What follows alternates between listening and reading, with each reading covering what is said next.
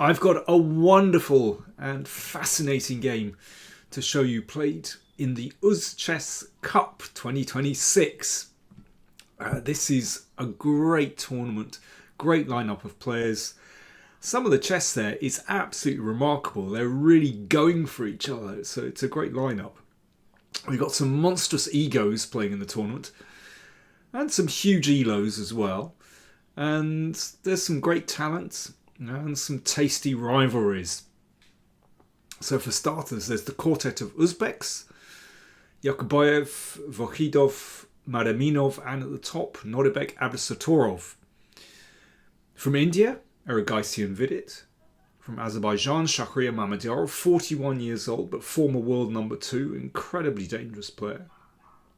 From Greece, Nicholas Theodorou.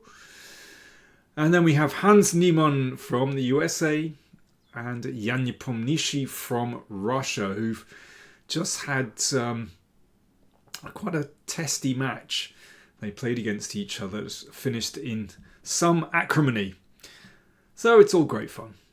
Anyway, I'd like to look at the game between Mukhadin Madaminov, he's 19 years old, from Uzbekistan, and he was the second of Sindarov in the candidates and in Sindarov's winning performance at the World Cup in the autumn.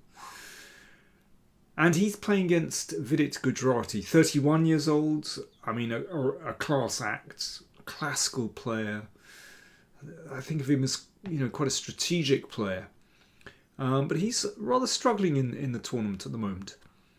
Anyway, this game is played in round 6.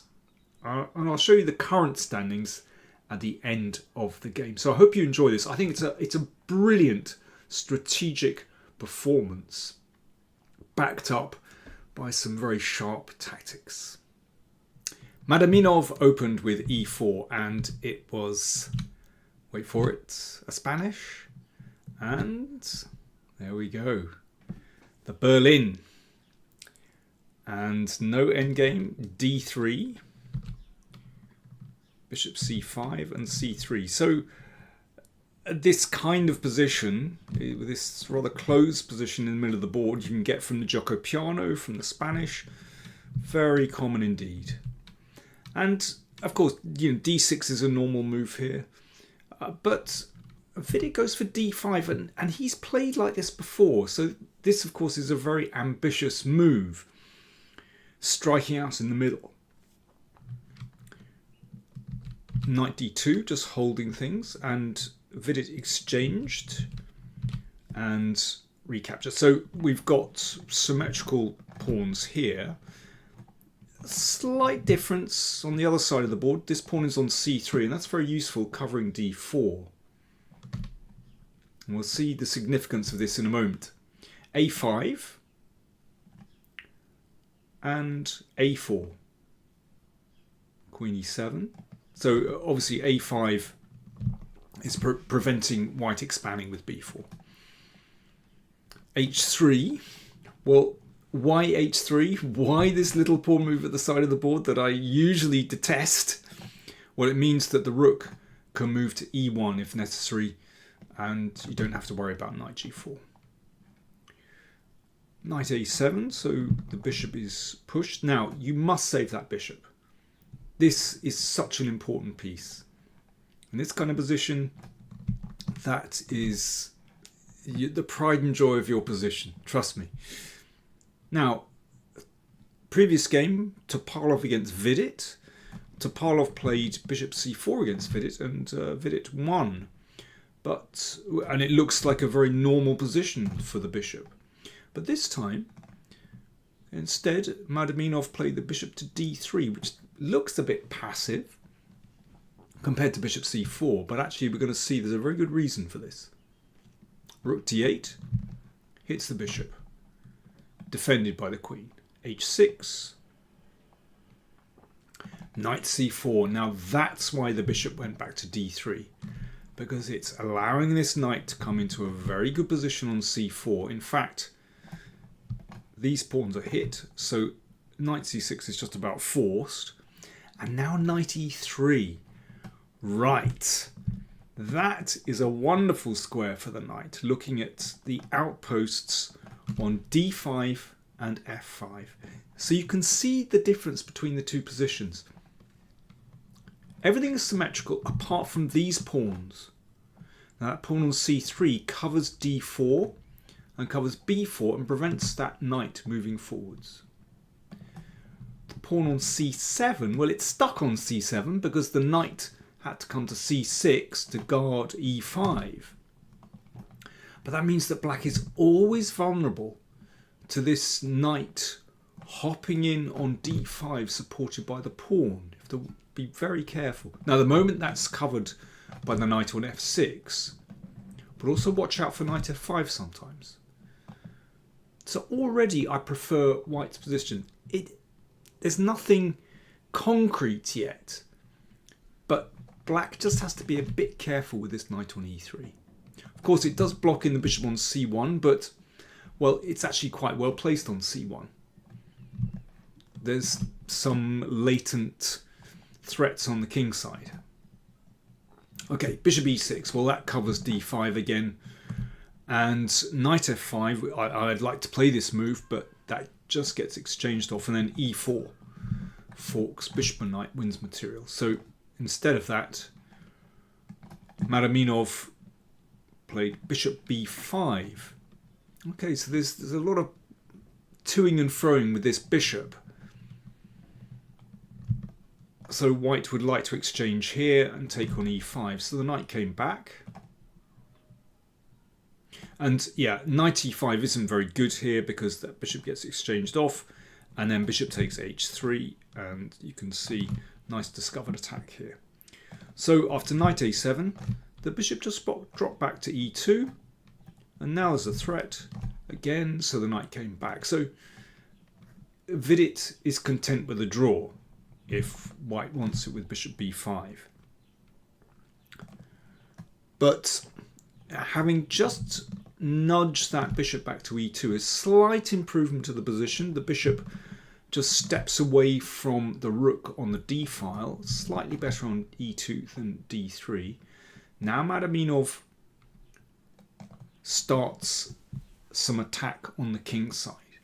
So we can see that one of these knights would very much like to dive in to the f5 square. So that's the outpost, beautiful square for the knight. And particularly when there's a pawn on h6, because it means it's difficult for that pawn to advance, because you can see that bishop is very well placed on c1 looking at the h6 pawn. So things are looking quite nice for Madaminov at the moment. And Vidit, after about an 11-minute think, played g6, so stopping one of those knights from entering f5. The problem is these pawns are just a little bit vulnerable. And the knight has done its job and it came back to f3. So there's a chain reaction.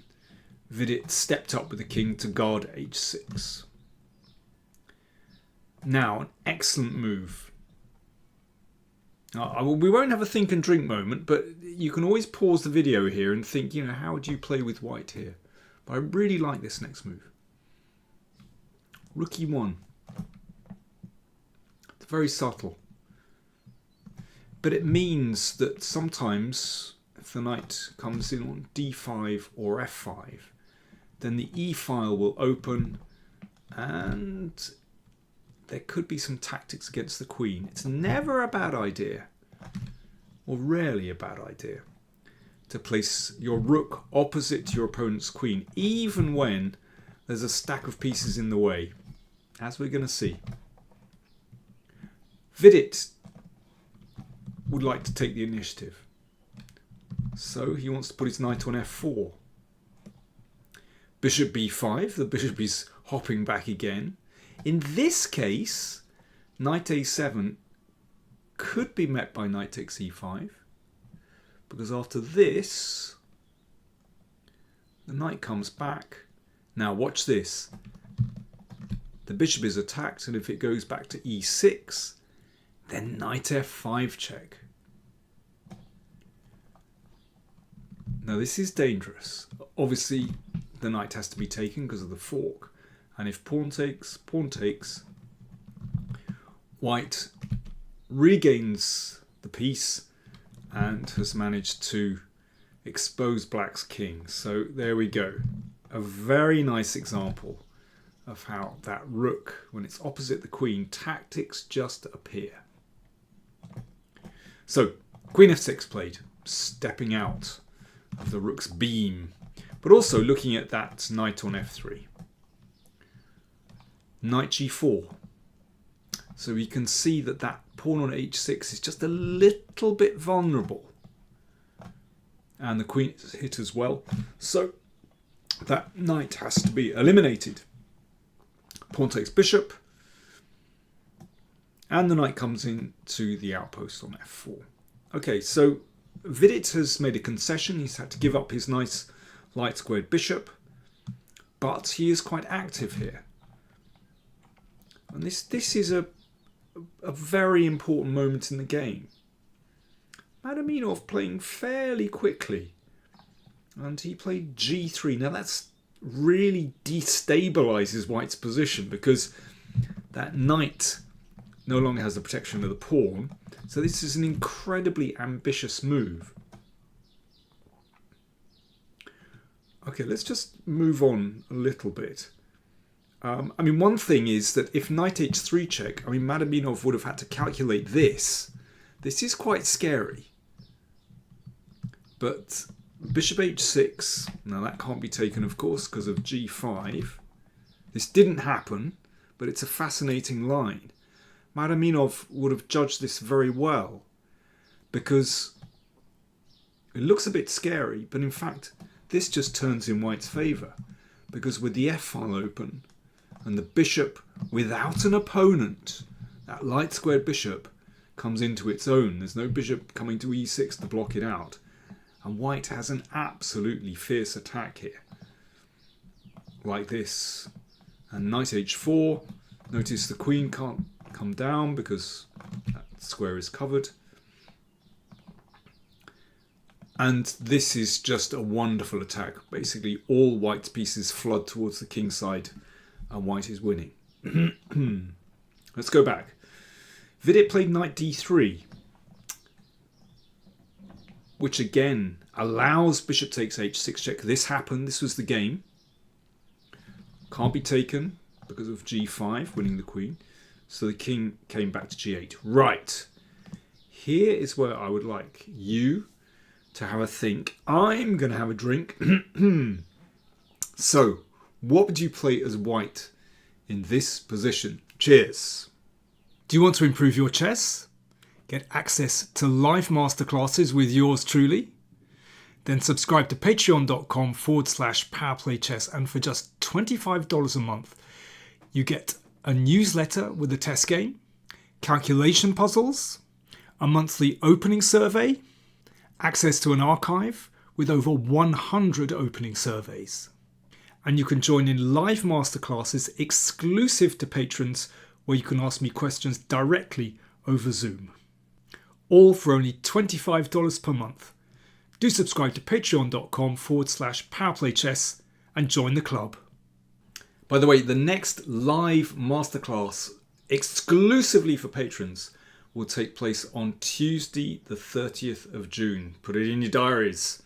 Right, now, what did you come up with in this position? Now, if you want, you can play it safe. You could just eliminate that knight on d3, but then queen takes f3, and you can see that the queen hits the bishop, hits the pawn here, hits the pawn here. Now, white is still okay, because that bishop hops back, exchange, and queen takes g4. It's about equal. I mean, perhaps you could argue that with this bishop, white is slightly better, but you know, the queen is quite active and the king can step up to g7, and it's potential even for black to switch to the attack. So it's about equal. But no, Madaminov did not want an equal position. He played king g2, very calm. really like this. So he gives away an exchange. And if knight takes f2, then once again, this is incredibly dangerous. Bishop c4.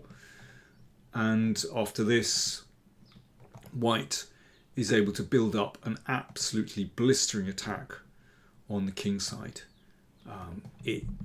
It's really hard for black to defend here. Notice that knight is terribly placed on c6 because these squares are covered. These pawns block the knight. So essentially, white is attacking on the king side with an extra piece because this plays no part at all. It's just a blistering attack. And that's why Vidit decided, right, may as well take the rook. So this is just a pure positional exchange sacrifice. There's no immediate return. But Madaminov has judged that this bishop pair is very powerful, and he's absolutely right. And one thing to note from the start is that the rooks don't have a good spot to go to on an open file. You can double on the d file, but crucially, the entry squares are covered. It's not possible for those rooks to infiltrate. In the meantime, stuff happens on the king side. Let's have a look. So rook d7, rook h1. Nice. Open file. No need to exchange bishops. The bishop came back to e3. This bishop isn't terribly good. So bishop g7, at least, but it's covering squares on the king side. Bishop c4, of course. The bishop was always going to come back here to look at that sensitive point on f7. Knight d8. Well, yeah, that's the best that this knight can do, really. Cover f7. Queen c1. Queen steps back, and you'd never know, it might appear somewhere on this diagonal, if I can shoot straight. Knight e6. Okay, the knight has redeployed to a better square, but still, there's nowhere at the moment it can really move to that's very active.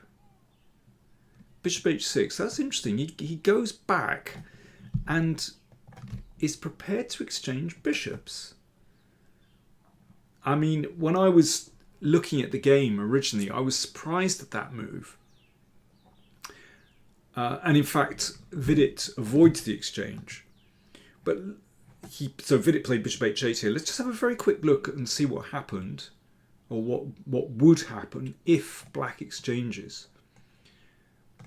In fact, white's initiative persists. And this is a really nice move. g5, followed by knight h2. And once that knight reaches g4, what a square. Looking at f6, of course, but also the e5 pawn, which can't be covered by another pawn, also covering the rook as well. So for example here, and then queen e3, you can see black's queen is just shut out. White's queen is looking down this diagonal. It's a miserable position for black to defend. And very soon,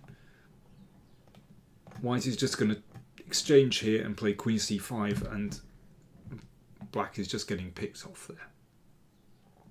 I mean, not to mention, moves like knight f6 coming as well. It's a beautiful position for white. So I think that's what Madaminov had in mind. He was basically weakening the e5 pawn and weakening the f6 square as well. Anyway, bishop h8 played. Queen e3. Nice position for the queen, just centralizing. Rook a8. So the rooks have doubled. But where can they move to? These squares are covered. Now maybe rook d1. It might be useful to exchange off that rook, but let's see. Knight g5.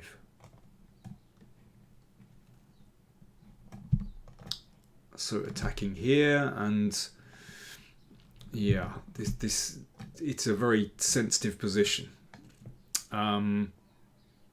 If that's exchanged off, then you know, this can just be taken. And the opposite colour bishops, well, this is such a dreadful piece. Bishop g7, bishop d5. I mean, this is a crushing position for white, because this is vulnerable. This bishop is rotten. This kingside majority is actually very, very useful. The rook can be redeployed, you know, maybe via a1 to a3, looking at b6, yeah, f4, f5 are in the air. It's a wonderful position for white. I would say winning. So the queen came back to e7, because at the moment there is a threat just to exchange here and to play bishop g5. So queen e7, and the pawns were damaged anyway. So it means that if bishop g5, then bishop f6 at least keeps that rook for what it's worth. I mean, I think these bishops are so powerful. Queen c1.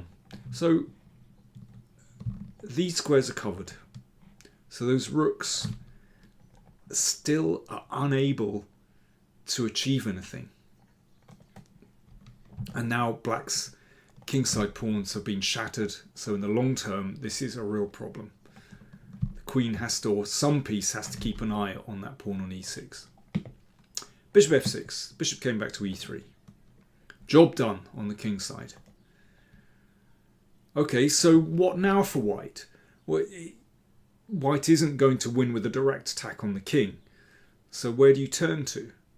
I really love this game because I think Madaminov has a very good overview of what's coming here.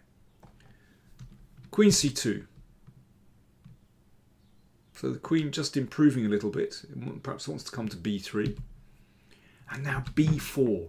So having wrecked black's kingside pawns, now he turns to the queen side. So an exchange here will, well, let's play it on the board, will give white the opportunity to create a pass pawn, for example. That's nice. So bishop e7, queen b3, so that's why the queen stepped up, attacking e6. So that has to be defended. A pawn exchange on a5 and queen b5. Look at black's pawns. All of them isolated, all of them vulnerable. And something very strange happens that illustrates how weak these pawns really are. Black is lost here. The rooks can't achieve anything, they can't do anything at all. White's bishops dominate the board. They prevent black's rooks activating. They look on both sides of the board.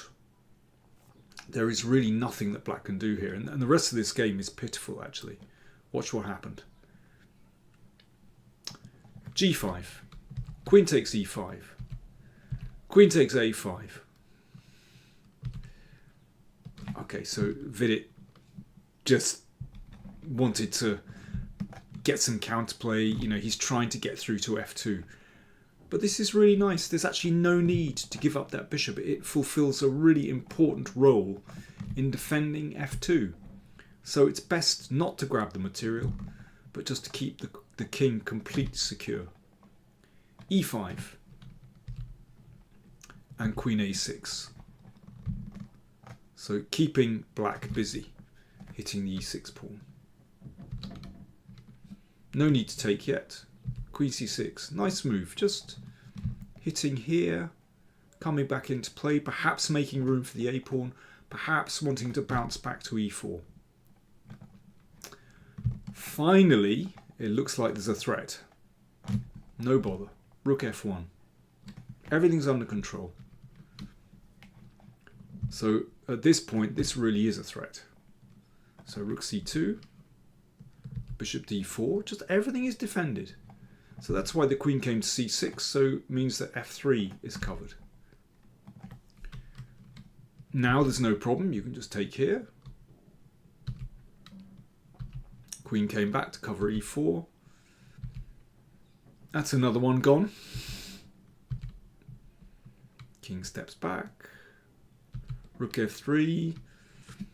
Well, in trying to create counterplay, Black's major pieces have come up to the other end of the board, but White is defending very solidly. But now it's time for the attack.